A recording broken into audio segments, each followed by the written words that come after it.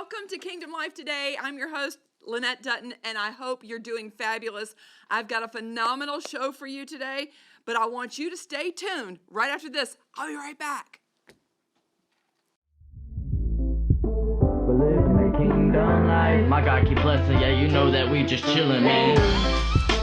Living the kingdom life. You see me blessed, no, I never will be stressed, yeah. We're living the kingdom life. I don't know what they told you, but you know we living it. Living the kingdom life. My God keep blessing, yeah, you know that we just chillin', yeah. We're living the kingdom life. You see me blessed. Welcome back. So good to have you on. I hope that you are getting a lot out of the series that we're doing about the soul.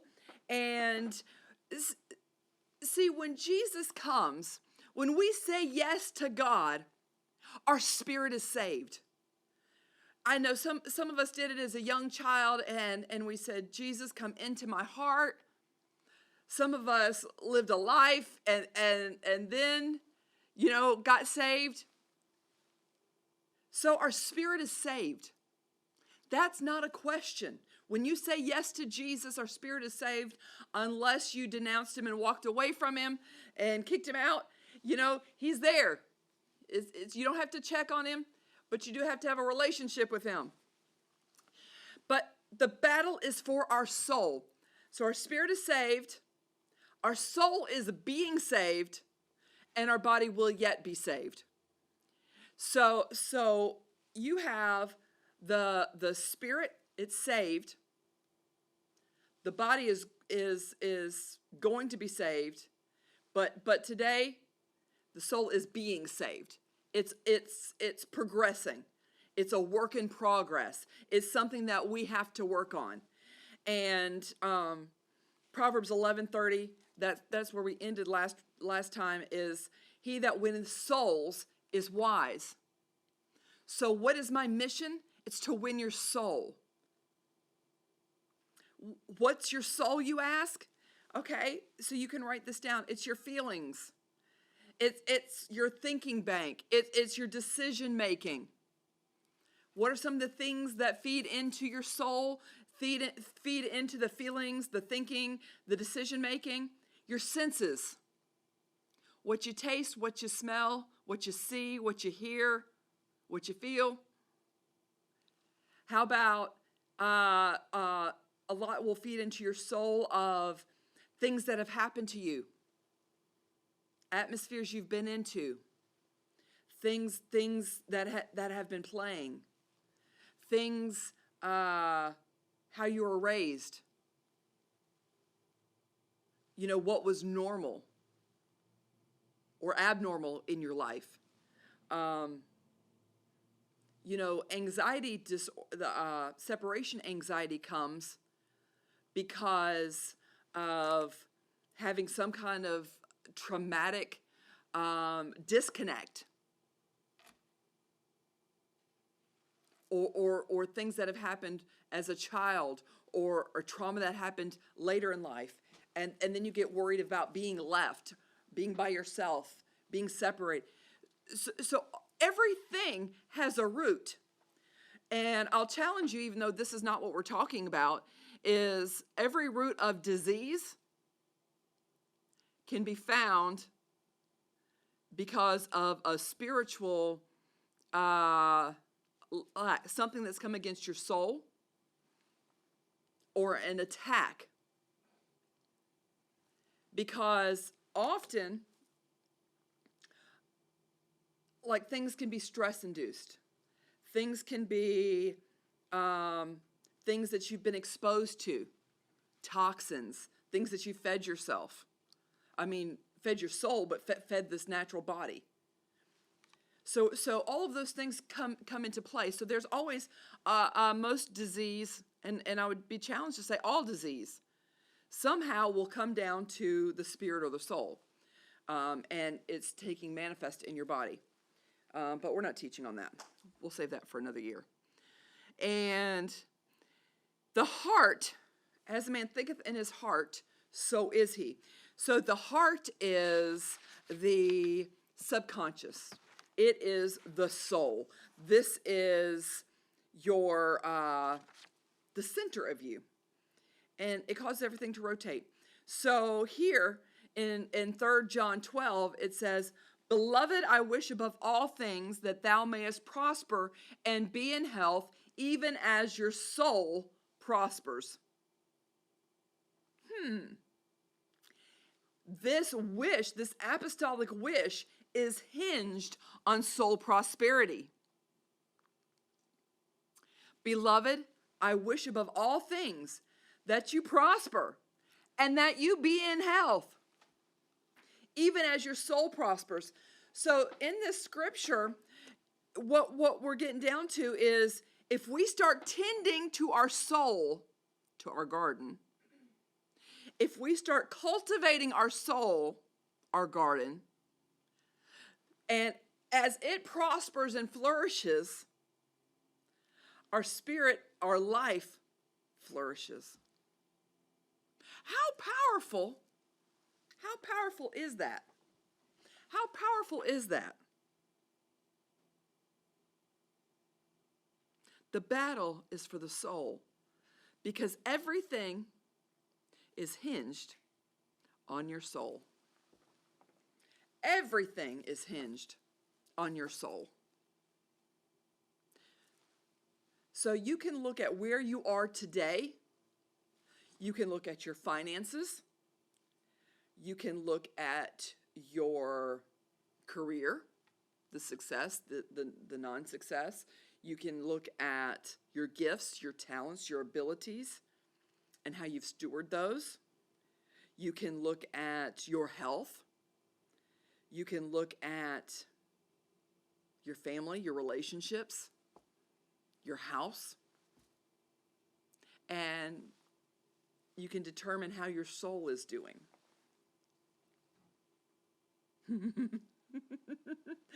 Wow. So I read a book. I read a lot. And I can't even remember exactly what the title of the book was. It's by Terry Savelle Foy, and it's about decluttering. And it's really her testimony of what God started doing in her life. And now that I know about the soul as much as I do, I know why God started there. So she found her life was in a mess. Her relationships were in a mess. She wasn't where she wanted to be in the natural, financially, relationally, her marriage. Everything was chaos. And she had a breaking point. And in prayer, she was like, "God, I just need help. I need you to do something. My life is a mess. You know, I don't like anything around me. I'm not happy." And I'm paraphrasing that and putting it into my words of what I took from her testimony that I was listening to and reading. And God gave her a plan. And he says, "I want you to declutter and clean your whole house."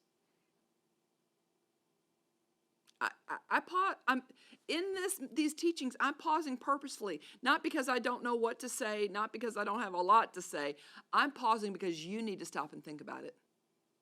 Maybe you need to think about your house. Maybe you need to think about your car, your office, your desk. Maybe you need to think about your mental mess. So he started her on a path, and she said, "Okay, God, just go clean my house." And he was basically telling her and giving her a plan. And because she says, because of this mess I'm in, this is overwhelming now to me. This is overwhelming. I'm having anxiety thinking about my house is a mess.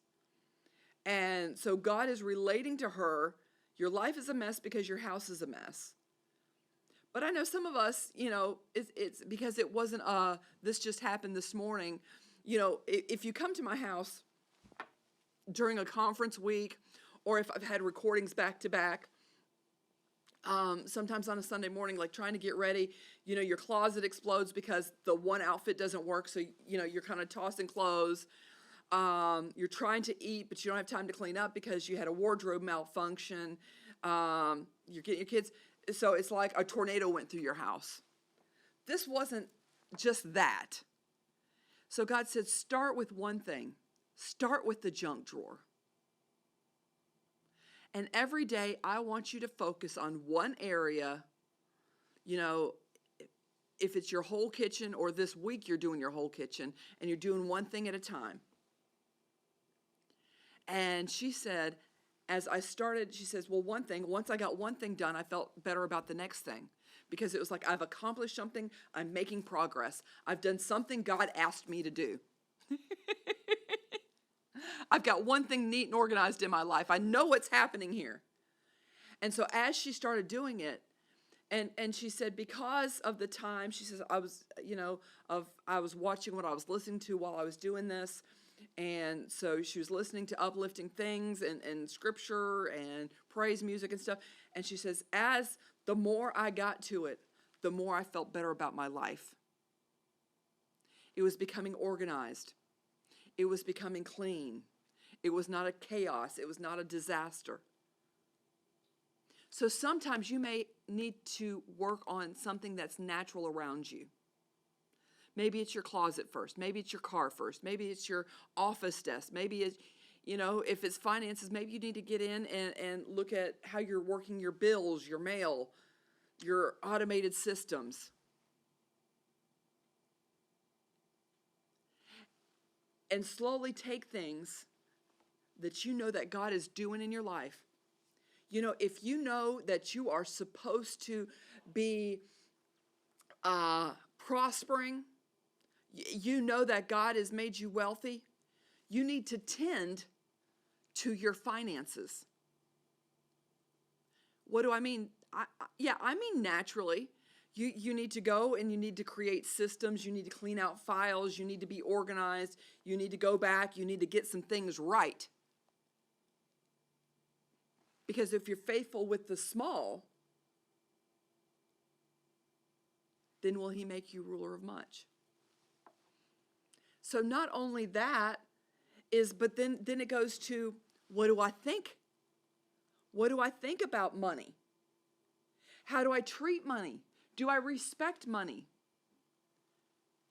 Do I respect offering and giving and being generous and sowing?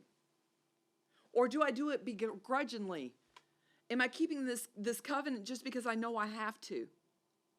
When I pay my bills, am I doing it with a joyful heart? Do I realize then that when I bless somebody financially, that money does not leave my life. I'm just circulating it. See, too many of us strangle the flow in our life because we're strangling our seed. We're strangling our sowing. We're killing it. We're cutting off the oxygen to it, the life to it, because of how we treat it. And then we start tending to our money decisions, our financial decisions, how we think about it. Is it something that mom and them did? A lot of times we find out about generational welfare. And generational welfare means grandmama was on welfare, mama was on welfare, I'm on welfare, my kids are going to be on welfare. They know the system in and out. They can get you on it just like that. They can tell you how to use it, abuse it, maximize it. Their first go-to is go to the system. Now, you need to understand here that when I'm talking like this, if you're on that, if you've needed to use that, I need you to know that sometimes you have to. Sometimes that's the only way. You lose your job, you're a single mom, you've got to go to that system. But that system isn't made to keep you hooked. It's made to help you to the next level. It's a very imperfect system. It's not the kingdom. It's a world system. It's imperfect. So you need to start working the kingdom system to start working your way off of it as soon as you get on it. Okay, give yourself a month break and then start working hard to get off of it. By finding the right job, going to school, finding the right skills, setting yourself up for success long term. So to break that generational cycle, you've got to get back to the building blocks of, is that all you've ever seen? Then maybe you need to enlarge yourself by exposure and be around somebody who's not on welfare. Watch people, be mentored, be coached by people that aren't on welfare. Give your ear to learning and teaching systematically about being good stewards, about financial responsibility, about the blessing, about prosperity, about sowing. Come on, guys. This is really good. This is really good because it'll help you. So whatever area that mental mess is in, that's the area you start cleaning first. So a lot of times what you'll see is the area that you're struggling in has got clutter, has got confusion, it is void of systems. And so you have to tend to that, because a lot of times that is a reflection of what is happening in your soul. And you can't get to God's ultimate purpose, God's destiny, with a soul being a mess. That's why we're talking about soul conversion. That's why we're talking about cleaning up your soul issues, getting healed from soul trauma. So here we'll talk about, because we started out, he that winneth souls is wise. And so we're going to talk about souls. Proverbs 23:7, for as a man thinketh in his heart, so is he. And so we know that your brain is kind of that central area where thoughts, feelings, emotions, everything happens. The soul is the center of your life. When they talk about the heart and they talk about the mind, they're talking about the soul. Okay? So it's the center.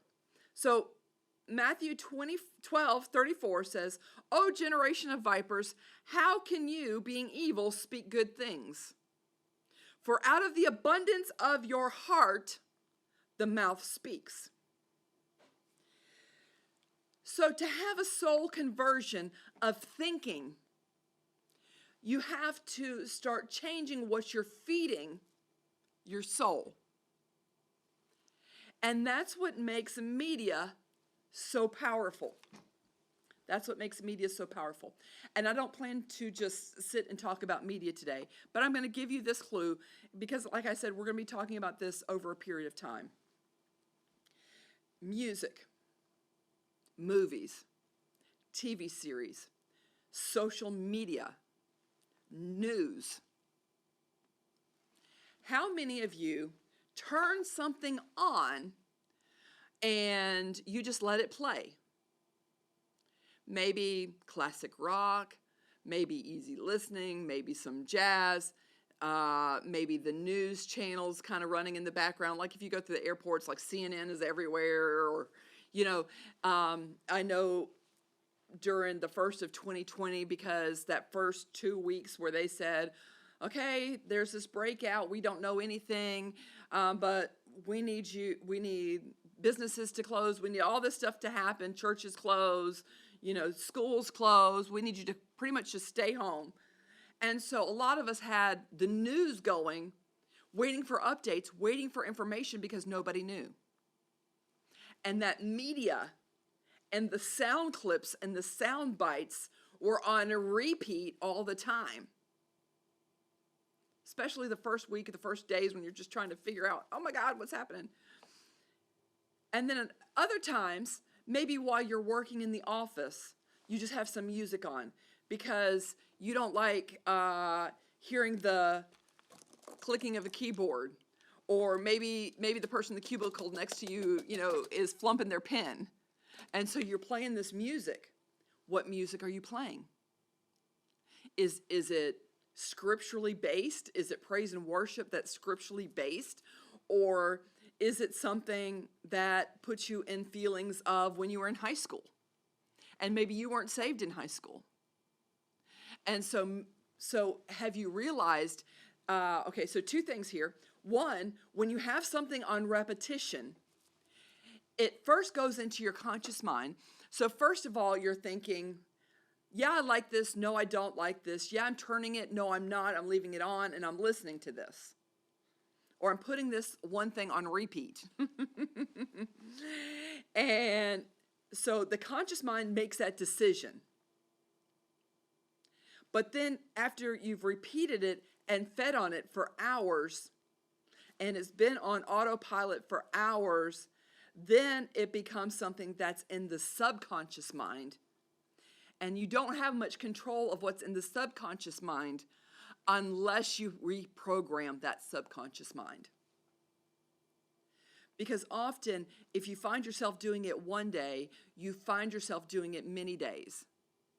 So if every day in school line, you listen to the same playlist of Kids Bop, of Top 40, of oldies music, of worship music, whatever you give yourself continuously, it's creating the repeat play pattern in your subconscious. And your subconscious is where you start making decisions and thinking. Okay? What you're watching, what series on TV you're watching, what your kids are watching. The media is controlling their subconscious. It's controlling their thinking. It's controlling how they make decisions. It's controlling their future. Maybe it's YouTube. Maybe it's Netflix. I'm just saying, maybe it's a game system.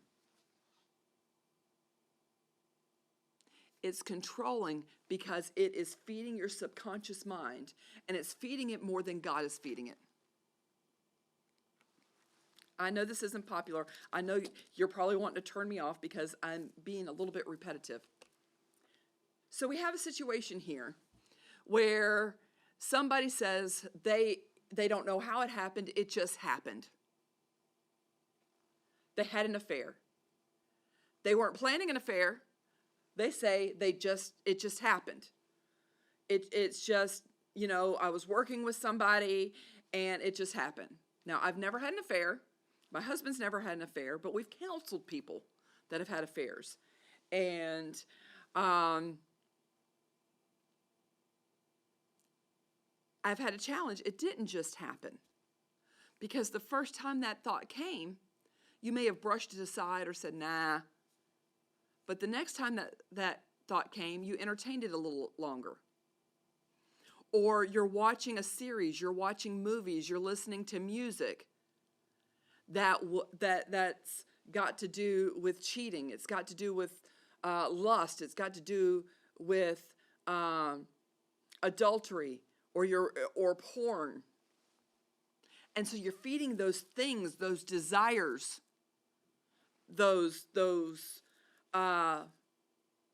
whims. And so where you're saying, no, it just happened. No, the first time so-and-so said they liked your dress, you were flattered because nobody's given you a compliment for a while. And then the second time he noticed your haircut and, oh, awesome. Or they complimented how good you're, and it's these little things, and you start packing them away of that makes me feel good. And then what you're watching and what you're listening to, and maybe it's, you don't really even know the words. It's funny because occasionally these little things come up on social media, and it's somebody who is lip singing, or they're putting the words on the screen and lip singing what they think the song is saying, or what it sounds like it's saying, but it's not saying. And it's like, oh my God, or you really find out what the lyrics is, and you're like, ooh, Now I know what that means, but when I was singing it at 15, I had no clue. And so every time the classic rock station is on, I'm starting to feed the feelings I had then, and I'm listening to this, and I can sing every word, even though now I know what it means, and I didn't know then. You guys, I may not be getting really deep, really quick, and telling you some mysteries, but the soul is a mystery that you need to figure out. And it is the hinge in which every decision is made is based on what you're feeding your soul. And a lot of the things that you're experiencing in life today is because you haven't tended to the soul, to your garden. You're sitting here, good and evil, good and evil. No, don't worry about good and evil. You need to worry about the life, the tree of life. You need to feed yourself from the tree of life. You need to feed yourself from this word. You need to go to Philippians 4 because I don't want to leave you hanging again. And so we're going to close on this, which is the blueprint, your mindset blueprint, your blueprint for thinking. And the peace of God, which passeth all understanding, shall keep your hearts and minds through Christ Jesus. Finally, brethren, whatsoever things are true, whatsoever things are honest, whatsoever things are just, whatsoever things are pure, whatsoever things are lovely, whatsoever things of a good report, if there be any virtue, if there be any praise, think on these things. This word tells you how to think, what to feed yourself. So I'm going to tell you, measure up your music, measure up what you give yourself to, measure up with this. When don't take thoughts that don't say this. I thank you for watching today. I want you to tune back in, same time, same place tomorrow. Be blessed. I love you. Mwah.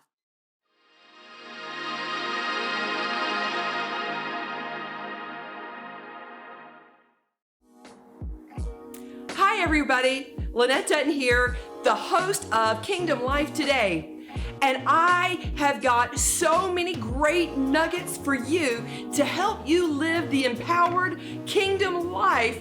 If you would, follow me on social media. I'm across every platform, and I also want you to hit subscribe on my YouTube channel, so if you miss an episode, you can go back and watch the rerun. And don't forget to visit my website, LynetteDutton.com. I have mentoring programs and all other types of resources that will help you live the kingdom life today.